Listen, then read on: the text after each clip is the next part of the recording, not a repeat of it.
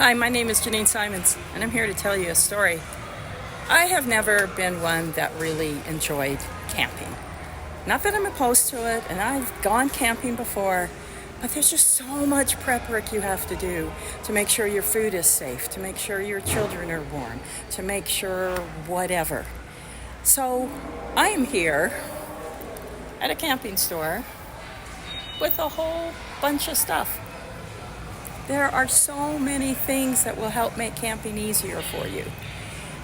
But when I think about Sariah, I also think about tents. After all, in the Book of Mormon, Nephi said, "My father dwelt in a tent." Well, Sariah also lived in a tent. And I like to think that maybe it was a little bit more challenging for her. They had left Jerusalem. They had left all their belongings, pretty much, except what they absolutely needed. They left their gold, their silver, their precious things. And they dwelt in tents. Now, I don't know how big they were, I don't know how fancy they were, but I'm sure they were nothing compared to the luxury that they had when they were in Jerusalem. Now, Sariah could have said, "That's it, I'm out of here.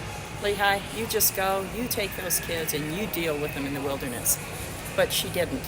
She could have turned away from God when asked to sacrifice and live in a tent. So what does that mean for us? What do we have to sometimes give up and figuratively live in a tent? Sometimes we're asked to sacrifice luxuries or conveniences or things we've just gotten really used to in order to follow God and remove ourselves from the world and return to Him. Sariah did a tremendous thing by following God and living in a tent. Now, she didn't have all the fancy stuff that they have at this store,